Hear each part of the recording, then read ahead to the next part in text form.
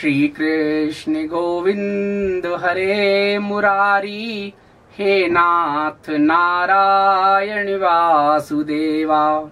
हे नाथ नारायण वासुदेव, हे नाथ नारायण वासुदेवा, हे नाथ नारायण वासुदेवा। हरिओम। प्रभु जी, आज हम धराली में हैं। यहां सुविधा मिल गई है, इसलिए आज 2 वीडियो अपलोड हो रहे हैं।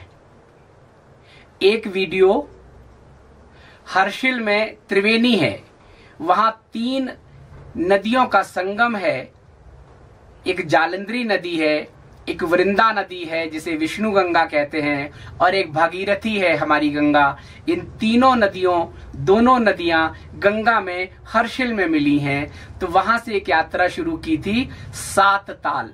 यहां से 8 किलोमीटर ऊपर एक ट्रैकिंग का स्थान है। ट्रैक करके जाते हैं, पैदल जाते हैं 7 ताल। उस यात्रा का वीडियो यात्रा कथा चैनल में अपलोड किया है, आप लोगों से देख लें। दूसरा, चूंकि बहुत दिन बाद वीडियो अपलोड हो रहा है, तो आप लोगों के बहुत सारे मैसेज आ रहे थे, शंकाएं थी, जिज्ञासाएं थी, कुछ लोगों ने कुछ पूछा था। तो उस पर 7 ताल पर बैठकर एक छोटा सा सत्संग भी किया है, जिसमें आप लोगों ने पूछा था, इतने सारे पैकेज बताए हैं प्राण के, ध्यान के, प्राणायाम के, उसको कुछ संक्षिप्त करके बताएं। तो हमने कहा ठीक है। उस पर एक छोटा सा सत्संग है जिसमें बताया है कि 24 घंटे में 24 मिनट के लिए आप क्या करें, वो भी 7 ताल पर ही सत्संग बनाया है। और प्रभु जी, अब ये यात्रा आगे शुरू हो रही है, तो आपको बताएंगे हर्षिल के बारे में, धराली के बारे में, गंगोत्री के बारे में, और यहाँ हिमालय के जो संत महात्मा साध्वी हैं उनसे आपको मिलवाएंगे और उनके साथ आपकी यात्रा कराएंगे, और संभव हुआ तो आपको गौमुख तक ले चलेंगे। तो यात्रा कथा में जो वीडियो अपलोड किया है 7 ताल की यात्रा, उसमें हमने भूमिका में सब चीजें बता दी हैं। आप उसे देख लीजिए यात्रा कथा पे, और यहाँ पर जो सत्संग है उस सत्संग को आप देख पाएंगे। तो आप चलें, मैं 7 ताल आपको ले चल रहा हूं। वहां 7 ताल में बैठकर आपकी शंकाओं को लेकर, आपकी जिज्ञासाओं को लेकर वहीं पर सत्संग करेंगे। तो आज से फिर आपको लगातार अब वीडियो मिलते रहेंगे। आज 2 वीडियो हैं। एक यात्रा कथा पे जाइए, जिन लोगों ने सब्सक्राइब नहीं किया है वो यात्रा कथा चैनल को सब्सक्राइब कर लें, क्योंकि आगे की जो यात्राएं हैं उन यात्राओं के वीडियो आपको उसी चैनल पर मिलेंगे। और संत महात्माओं से जो सत्संग करेंगे, उनके श्रीमुख से जो सुनेंगे, वो वीडियो आप इस चैनल पर देख पाएंगे। तो चलिए हमारी यात्रा में। तो आज हम आपसे सत्संग कर रहे हैं 7 ताल पर, और यात्रा का वीडियो आप दूसरे उसमें देख लीजिए यात्रा कथा चैनल पर। बहुत से लोग कह रहे हैं कि यात्रा कथा चैनल नहीं मिल रहा है। प्रभु जी, आप YouTube पर जाइए, यात्रा कथा टाइप कीजिए, मेरा चेहरा आपके सामने आ जाएगा। एक वीडियो अपलोड है वहां पर, बस उसी के साथ आप दूसरा वीडियो भी अपलोड हो चुका है, आप उसको देख लीजिए, आनंद लीजिए, और हमारी यात्रा में हमारे साथ साथ आप भी यात्रा करें। प्रभु आप सबका मार्गदर्शन करें। और आज ये स्थान जो है, ये धराली में संत तपोवनी माता, संत सुभद्रा जी का ये कुटिया है धराली में, और उनका ये मंदिर है। मैंने आपको कई बार उनके बारे में बताया था। उनकी जो पुस्तक है समुद्र से हिम शिखर तक, उसके बारे में भी बताया था, आपको लिंक भी दिया है। और ये उनकी इस कुटिया में धराली में ये उनका पूजा का स्थान है। प्रभु जी, ये माता जी हैं, उनके गुरु हैं, उनके इष्ट हैं कान्हा, और ये मंदिर है यहाँ पर हिमालय में धराली में। तो ये दर्शन कीजिए, और दर्शन करके फिर आप सत्संग सुनिए। और यात्रा विवरण जानने के लिए यात्रा कथा चैनल पर जाइए और वहां उसका आनंद लीजिए। हरिओम। संधि काल का दूसरा वर्ष प्रभु जी इसका वीडियो अपलोड करने के बाद आप लोगों के बहुत सारे मैसेज आए, हमेशा की तरह वही शंकाएं और जिज्ञासाएं और प्रश्न। प्रभु जी, हमने जो वीडियो अपलोड किया था उसमें सूत्र आपको ये दिया था कि आपको भयमुक्त रहना है। आने वाले 1 वर्ष में जो भी स्थितियां हों, जो भी परिस्थितियां हों, आप भयमुक्त रहें। भयमुक्त क्यों रहें? क्योंकि पिछला एक जो वर्ष गया है उसमें देखा है कि हम लोग कितना दहशत में जीते रहे हैं। फिर वही लोगों के प्रश्न, आपने जो पैकेज बताए हैं वो पैकेज अलग अलग तरह के हैं, क्या करें उसमें से, क्या ना करें, समझ में नहीं आ रहा है। प्रभु जी इतना क्लियर बता दिया था,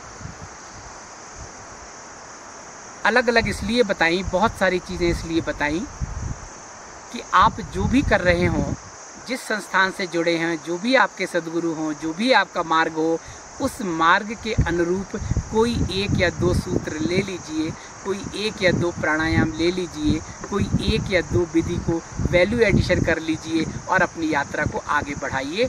यही आपसे कहा था। बहुत से लोगों की जिज्ञासाएं आई हैं कि 1 अक्टूबर से 1 वर्ष के लिए हमें क्या पैकेज को करना है, क्या साधना करनी है, क्या आराधना करनी है। प्रभु जी, इसके लिए आपको दोबारा उसको वीडियो को देख लीजिए, सब आपको क्लियर समझ में आ जाएगा। 24 मिनट की जहाँ तक बात है तो मैं अभी आपको बहुत क्लियर बता दे रहा हूँ, सूर्यास्त से लेकर सूर्योदय तक क्या आपको करना है। जो भी आप कर रहे हैं उसके साथ आप कर सकते हैं। 24 घंटे में 24 या 48 मिनट आप निकाल सकते हैं। उसमें क्या करना है आप समझ लीजिए। सूर्यास्त होने के बाद हमें पता होता है कि चंद्रमा दिखे या ना दिखे, हमें समय पता होता है चंद्रोदय का। उस समय हमें चंद्रमा को अर्घ देना होता है। कैसे देना होता है इसके लिए तो प्रभु जी आपको वीडियो देखना पड़ेगा। अंधेरा होता है, हम बैठ जाएं चंद्रमा की तरफ, बालकनी में खड़े हो जाएं, छत पर खड़े हो जाएं, गार्डन में आ जाएं, कहीं भी हो, कहीं भी नहीं। अगर आप फ्लैट में हैं तो अपने बालकनी में आ जाइए, गांव में घर से बाहर आ जाइए, एक दीपक लीजिए, दिए में एक दीपक जला लीजिए। किसका हो ये आप पर श्रद्धा करते हैं, ये आपके ऊपर, इसमें ज़रूरी नहीं है किस चीज़ का हो। आप तो आटे का भी दिया बना के और उस पर भी घी का दीपक बना सकते हैं। आप मिट्टी का दिया लेके उसमें तेल का दीपक बना सकते हैं। जो सुविधा हो, जो आपके पास हो, उसका दीपक बना लीजिए। और बनाने के बाद आप बिल्कुल, मैंने आपको बताया था कि 45 एंगल से, जो इस तरह का बताया था कि ये चंद्रमा है, इसको दिए को रख लीजिए। 45 एंगल से ऐसे करके हमें 7 बार दिए को अर्घ दिखाना है, एक एकाग्रता से सामने देखते हुए।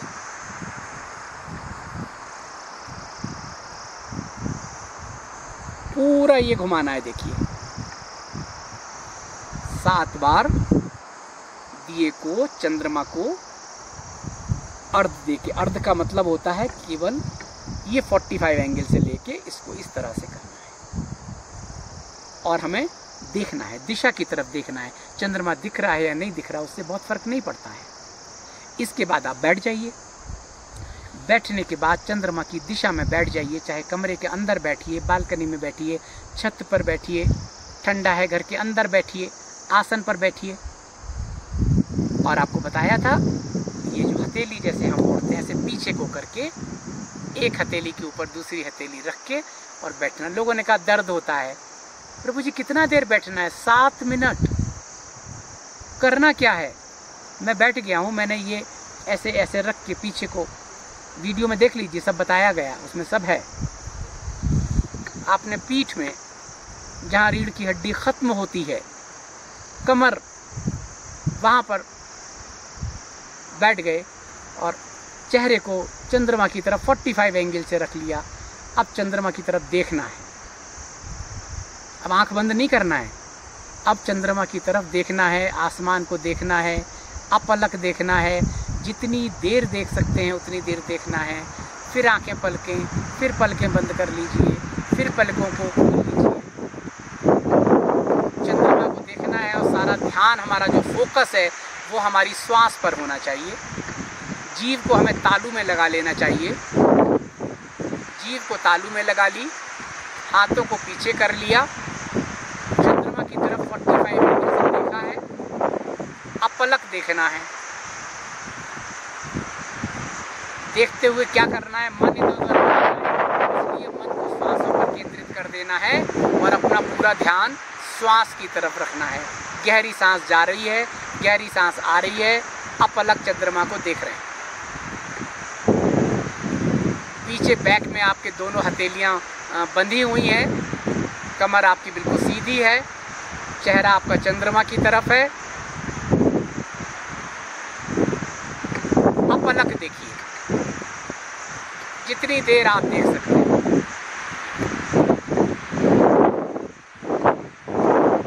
हो गया, 5 मिनट कर लीजिए, 3 मिनट कर लीजिए, 3 से 7 मिनट, जितना आपको ठीक लगे उतना आप ये कर लीजिए। 2 क्रिया हो गई, चंद्रमा का अर्ध और एक ये। 3-4 मिनट का ये, चंद्रमा का अर्ध तो 1 मिनट का है। इसके बाद सोते समय मैंने आपको बताया था जो अभी करना है 1 अक्टूबर से 1 वर्ष के लिए, जो मैं वो बता रहा हूँ, बाकी तो जो है करते हैं वो करते रहिए।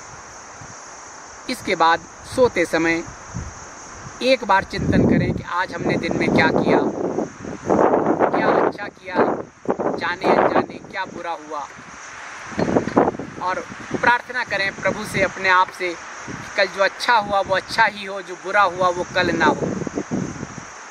अब पाप पुण्य की तो परिभाषा अलग अलग है ना प्रभु जी, सत्य तो सबके लिए अलग अलग है ना।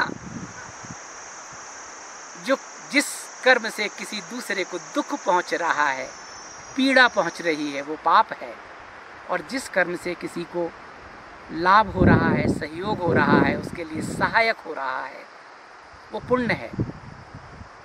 तो पाप और पुण्य आपके अंतर्मन से है कि आपको क्या लग रहा है। सत्य भी सापेक्ष होता है प्रभु जी, आपको क्या लग रहा है, ये सत्य है, मुझे इसके साथ चलना चाहिए, इससे किसी को मैं पीड़ा नहीं दे रहा हूँ, किसी को कष्ट नहीं दे रहा हूँ, मेरे लिए ठीक है। लेकिन जाने अनजाने अगर कुछ हुआ है तो प्रार्थना कर लीजिए प्रभु से कि प्रभु आज जो भी हुआ वो कल ना हो। और सोते समय गहरी सांस लेते हुए सो जाइए। हम लोग सोते समय ज़्यादातर कल की चिंता करते हैं, भय करते हैं, कल क्या होगा इसको देखते हैं। ऑफिस जाना है, घर में कुछ हो गया तो परेशान हो जाते हैं, घर में कोई बात हो गई तो तनाव में हो जाते हैं। सोते समय वही सोचते रहते हैं, प्रभु जी उसी में हम सो जाते हैं, और रात भर वही हमारे सबकॉन्शियस में चलता रहता है। हमारी एनर्जी बर्न होती रहती है। सुबह हम देखते हैं हम उत्साहित एनर्जेटिक होके हम सुबह नहीं उठ पाते। तब हमें क्या करना है, सोते समय आपको बताया था, हम बिल्कुल जब हमें नींद आने लगे, जब सब कार्यों से मुक्त हो जाएं, निवृत्त हो जाएं, उस समय अपना ध्यान पूरा अपनी श्वासों पर केंद्रित कर दें। पूरा ध्यान, गहरी सांस आ रही है, जा रही है, आप सो रहे हो, आपको नींद आ रही है, आपका ध्यान उस पर है।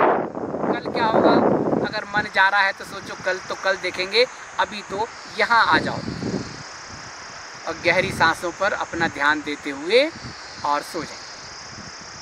धीरे धीरे धीरे धीरे आपने जब बिल्कुल नींद आए तब करिए ऐसा, करवट लेके करिए, सीधे लेके करिए, लेट कर करिए, और धीरे धीरे धीरे धीरे सो जाइए। उसी में धीरे धीरे आप देखेंगे श्वास लेते लेते अब आपका ध्यान भी खत्म हो गया, नींद आ रही है ना, और जरा भी होश हो रहा है फिर श्वासों पर ध्यान केंद्रित कर लीजिए, सो जाइए। नहीं कर सकते हैं मोबाइल में लगा दीजिए, गायत्री मंत्र लगा दीजिए, महामृत्युंजय मंत्र लगा दीजिए, कुछ भी लगा दीजिए, धीरे धीरे लगा दीजिए कि 15 मिनट बाद बंद हो जाएगा। धीरे धीरे सुनते रहिए और सुनते सुनते सो जाइए। कहने का मतलब हुआ, जब आप निद्रा के अंदर जाएं, गहन निद्रा में, कल का विचार ना हो, कोई द्वंद्व ना हो, कोई संशय ना हो, कोई परेशानी ना हो, और सो जाइए। सो गए। उठते समय फिर वही जो मैंने आपको बताया था, अगर आप कर सकते हैं तो आप रात में ताम्रपत्र में जल भर कर रख लीजिए और जल रखने के बाद सुबह उठिए, सिराने रख लीजिए 1 फुट की दूरी पर कहीं भी जल। सुबह उठिए और पहले हमारे मुख में जो भी कुछ होता है रात में सोते समय कुल्ला करके अच्छी तरह से सोइए और सुबह उठ के मुख में जो होता है उसको पान कर लीजिए, अंदर पान कर लीजिए और उसके बाद 2 गिलास जो भी कुछ है वो जल पी लीजिए। ठंडा जल, सर्दियाँ भी आ रही हैं, आपको सूट नहीं करता है, उसको हल्का सा गर्म कर लीजिए, वार्म कर लीजिए। आजकल तो छोटे छोटे से वो आते हैं, प्लग में लगा देते हैं, उसके अंदर डाल दिया, 15 सेकंड में 30 सेकंड में गर्म हो जाता है। गर्म पानी करके पी लीजिए 2 गिलास, वही पानी पीजिए जो तांबे के लोटे में रात में आपने अपने सिराने रखा है। सुबह उठ के बिस्तर छोड़ने से पहले एक बार प्रार्थना करिए प्रभु से। हम लोग जो कहते हैं कि अपने हाथ देखते हैं, दर्शन करते हैं, है ना, वो तो चलो आप कर सकें ना कर सकें, और दूसरे तरह के भाव आ जाएंगे, लेकिन वैसे ही अपने हाथों को देख लें, ये सोच के देख लें लक्ष्मी और वो सब चीज़ें, ईश्वर ब्रह्मा विष्णु महेश को छोड़ दें अगर आप, तो आप ये देख लें कि ये कर्म के यही हाथ तो हैं, इसी से तो कर्म होता है, इसी से तो पुरुषार्थ होता है, इसी से पाप कर्म होते हैं, इसी से पुण्य कर्म होते हैं, इसी से हम किसी सहयोगी बनते हैं। इसलिए इन हाथों को हथेली से लेकर उंगलियों तक का बहुत बड़ा महत्व है। आप किसी भी क्षेत्र में हो, सब में इसकी उपयोगिता है प्रभु जी। इसलिए इनके दर्शन कर लीजिए और प्रार्थना कर लीजिए, प्रभु आज का दिन बहुत अच्छा हो, मेरा संकल्प पूर्ण हो, मेरे मनोरथ पूर्ण हो। और ऐसे में अगर आपके परिवार में किसी में कोई परेशानी है तो उनके लिए प्रार्थना कर लीजिए। ऐसे समय में सुबह उठ के 5 मिनट कर लीजिए कि प्रभु मेरे ही परिवार में, मेरे ही परिवार के इन सदस्य के साथ ये परेशानी है, प्रभु कृपा करें, उनका मार्ग प्रशस्त करें, उनके जो हित में हो वो करो प्रभु, मेरी ये प्रार्थना है। मेरा अगर कुछ पुण्य अर्जित हो रहा है तो वो उनको मिले। और प्रार्थना करिए माता के लिए, पिता के लिए, पत्नी के लिए, बच्चों के लिए, पड़ोसियों के लिए, सबके लिए बताया हुआ है आपको हमने ये करने के लिए। इसके बाद मैंने आपसे कहा था अगर आप ब्रह्म मुहूर्त में उठ सकते हैं, सूर्योदय के 1 घंटे पहले, 4 बजे ब्रह्म मुहूर्त शुरू होता है, नहीं उठ सकते हैं 5 बजे उठ जाइए, सूर्योदय के आधे घंटे पहले उठ जाइए और बैठ के आधे घंटे ध्यान कीजिए। अभी ध्यान क्या करना है, वही अपनी गहरी सांसों में। दूसरा, सुबह का समय होता है, कहीं बैठ जाइए, कमरे के अंदर बैठ जाइए, बालकनी में बैठ जाइए, आसन पर बैठ जाइए, कहीं भी बैठ जाइए, कोई साधन नहीं है, सुविधा नहीं है, बेड पर बैठ जाइए, एक आसन लीजिए, बेड पर बैठ जाइए, ध्यान करिए। अब कुछ मत करिए, जो अच्छा लग रहा है सोचिए, जो आवाज आ रही है, देखिए आवाज आ रही है,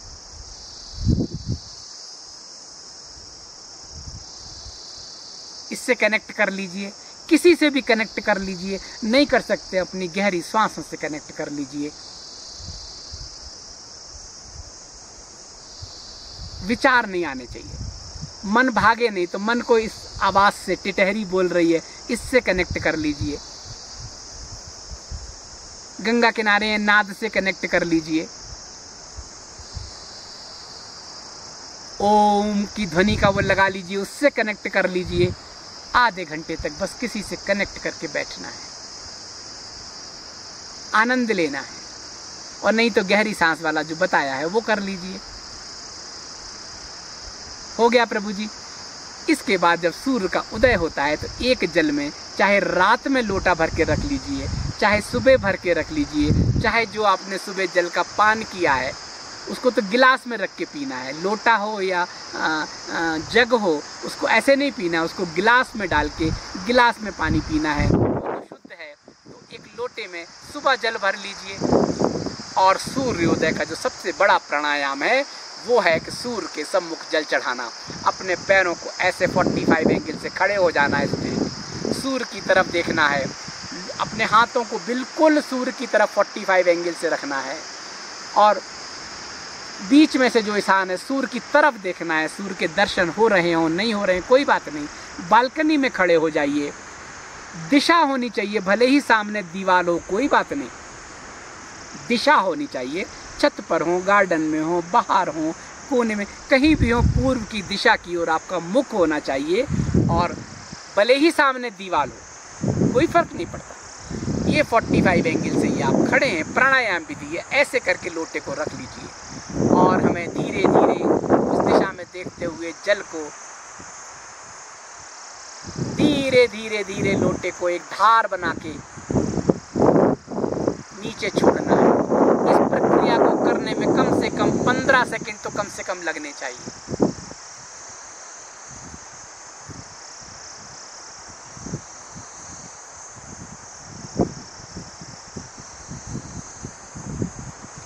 ये मुड़े नहीं, दर्द होगा, यहाँ होगा, यहाँ होगा, यहाँ होगा, यहाँ होगा, शुरू में होगा, होने दीजिए। ये प्राणायाम प्रक्रिया है। प्रभु जी हमारे साइफन सक्रिय हो जाते हैं, हमारा अनाहत सक्रिय हो जाता है इस प्रक्रिया को करने से। प्राणायाम विधि है, हर व्यक्ति करे, बच्चा हो, बड़ा हो, कैसा भी हो करो। घर में करो, बाहर नहीं जा सकते, छत पर नहीं जा सकते, अपने कमरे के अंदर कर लो, कोई इसी तरह का वो नहीं है। लेकिन हाथ बिल्कुल नहीं मुड़ना चाहिए, 1 डिग्री भी नहीं होना चाहिए, 2 डिग्री भी नहीं, बिल्कुल ऐसे करके, बिल्कुल सीधे करके ऐसे करना है जल को। हो गया प्रभु जी, ये प्रक्रिया करना है। इसके बाद की चीजें तो आपके ऊपर हैं, जो बताई हैं, मंत्र बताए हैं, जो भी चीजें बताई हैं वो सब आपके ऊपर है। बस एक हमें करना है, जो भी करते हैं उसके साथ इसके बाद बैठ के भ्रामरी करना है, ओम भ्रामरी। ओम भ्रामरी जब हम करते हैं सुबह, हम सक्रिय हो जाते हैं। ओम भ्रामरी आप चाहें तो बेड पर जब उठते हैं उसी समय कर सकते हैं, आप चाहें जब ध्यान में बैठते हैं उसके पहले कर सकते हैं, आप चाहें तो सूर्य को जल चढ़ाएं उसके बाद 5 मिनट बैठ के कर सकते हैं। इसका कोई नियम नहीं है, बस इन चीज़ों को करना है। 24 मिनट से लेके जितना भी समय लगे, ध्यान का तो आपके ऊपर है ना, कितनी देर बैठते हैं उतना समय आप रोज दे दीजिए। कहाँ इसमें संचय है, कहाँ इसमें कुछ अलग से है। बाकी जो करते हैं, राम को भजो, कृष्ण को भजो, देवी को भजो, गायत्री को भजो, वो जो करते हो वो करें। ओम भ्रामरी बताई रखा है, ताली बनाइए, नाभि के नीचे रखिए, थोड़ा सा प्रेशर करिए, बोझ ना रहे शरीर में, और बैठ के गहरी सांस लीजिए ओम के साथ। यहां से यहां तक की यात्रा है, विशुद्धा से आज्ञा की यात्रा है, यहां से करिए ओम।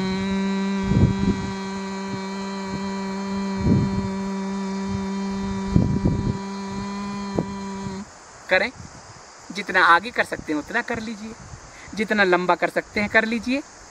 ओम भ्रामरी करिए, ये सब करिए। मंत्रों की विधि बताई थी, जो भी मंत्र करें, आवाहन, स्मरण, नमन, कोई भी करें, राम का करें, कृष्ण को करें, देवी को करें, जिसको भजें, नानक को भजें, महावीर को भजें। बताया था उस दिन, बार बार रिपीट करना अच्छा नहीं लगता है। बैठ जाइए, अंदर भी मंत्र जाए, बाहर भी जाए, आवाहन करिए, ओम रामाय नमः, ओम कृष्णाय नमः। गहरी सांस लीजिए, तो वही मंत्र का मानसिक जाप होना चाहिए। किसी को भी करिए, उस वीडियो को सुन लीजिए, संधि काल वाले में सारे मंत्रों के बारे में बताया है, वो कीजिए। अब प्रभु जी संचय कहाँ है, अंतिम बार सुन लीजिए। 1 वर्ष तक का एक पैकेज है, कोई पैकेज को अपना लीजिए, नित्य आपको अपने जीवन में देना है। नहीं कर सकते हैं स्वर से, मन से करिए, मानसिक रूप से करिए, भाव में रहिए। मौसम बदल गया। दूसरा, शरीर का पूरा ध्यान रखिए, प्रसन्न रहिए, भय मुक्त रहिए। तो अभी 7 ताल की यात्रा के साथ मुझे लगा कि आज एक वीडियो अपलोड कर दें, आपकी शंकाओं को लेके इसलिए कर दिया।